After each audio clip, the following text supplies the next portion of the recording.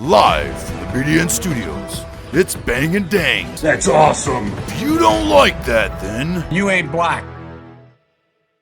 Well, Quebec's economic crisis of the 20s saw many of the province's urban population heading for the rural communities in order to cultivate lands to provide for themselves and their families. Like, we're going to be farmers.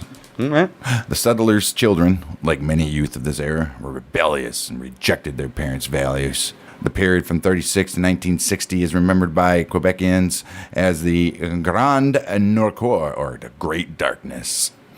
Well, when Quebec was the most part ruled by the ultra-conservative Union Nationale Party, who imposed traditional Catholic values in a way now considered to be oppressive.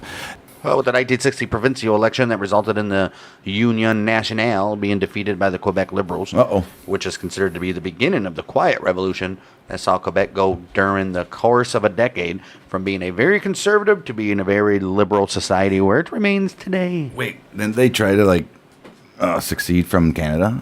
I don't know. They became their own little fucking entity, right? I don't think so. I think so. I'm pretty sure Quebec tried to succeed. And I think they did. They almost did. Yeah, they tried. That was back in 95. I know it was years ago. Well, there was one in 80 apparently as well. They've been trying to get out like Texas forever. As part of the reaction against the medieval Catholic values of the Grande Noirceur, it saw the emergence of a hedonist culture in Quebec, with a La Belle province having, for example, a significantly higher rate of drug use and illegitimate births than English Canada. Well, see, that's what happens when you become real liberal, liberal states, guys. Damn right. As part of the same backlash against the suffocating conformism of the Grande Noirceur, outlaw biker clubs became extremely popular in Quebec in the 60s, as many young French-Canadian men saw the outlaw biker culture as a way of expressing rebelliousness and machoism. By 1968, the old Quebecians had 350 outlaw biker clubs. Damn. Also in the 60s, Quebec outlaw motorcycle clubs incorporated many of the same characteristics as American biker clubs. I would think so. One result of having so many outlaw biker clubs in the same province was an especially brutal competition for control of organized crime rackets in Quebec. That'll happen. The crime journalist James Dubrow stated that the distinctive outlaw biker subculture of Quebec, he said, "There's always been more violence in Quebec. In the biker world, it's known as the Red Zone." Ooh. I remember an outlaw's hitman telling me he was scared going to Montreal. Oh, shit. The expansion of these groups flourished during the 70s, as a few popular gangs, notably the Angels and the Outlaws, grew almost 45% due to Quebec's biker groups affiliating themselves with their American counterparts. Right. Oh, yeah, buddy. Let's do it. 17th of February, year 1978. Yves Trudeau, they call him Apache, the Hells Angels' leading assassin, he killed an outlaw outside of a Montreal bar. In the later biker war between the two gangs, Trudeau confirmed his reputation as a psychopathic killer. He claims to have killed 18 out of 23 outlaws slain during the conflict.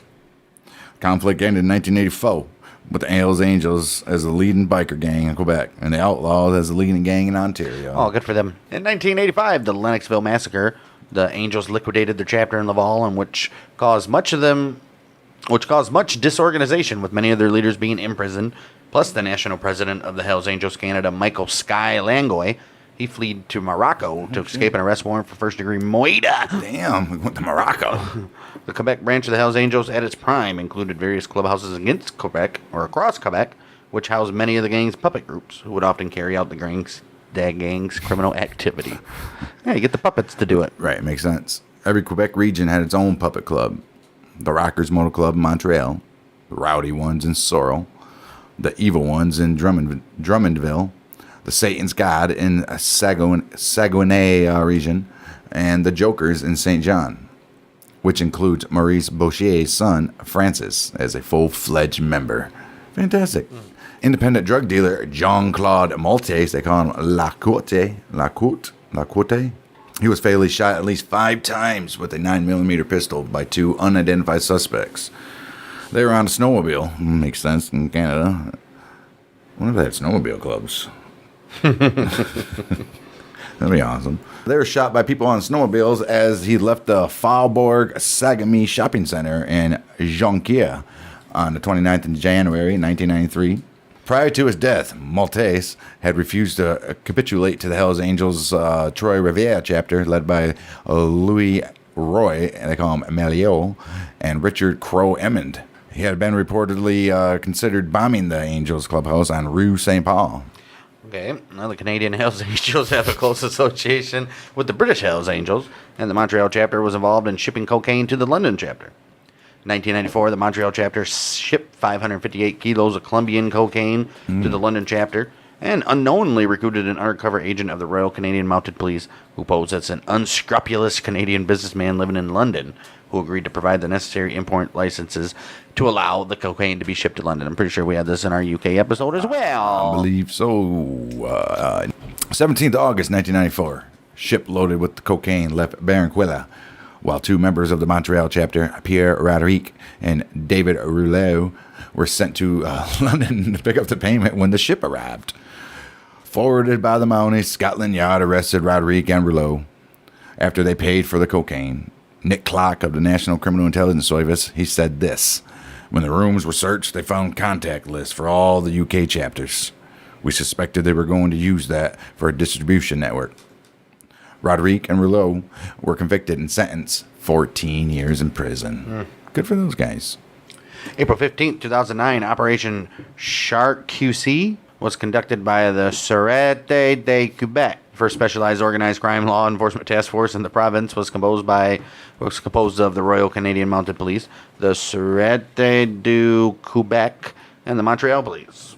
Their goal was to investigate the Nomad chapter of the Hells Angels in the Montreal and Quebec City regions until it was dismantled 2 years later to make way for a bigger province-wide task force. Bigger and better, baby. Oh, bigger. Everything's bigger in Quebec.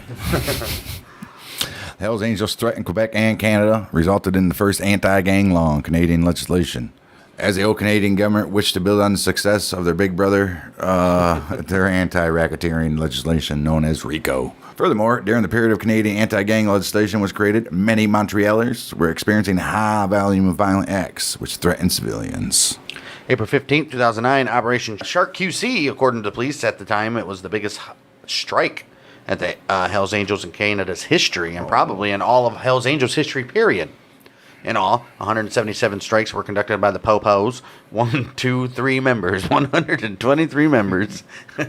were arrested, charged with first-degree murder, attempted murder, gangsterism, or drug trafficking.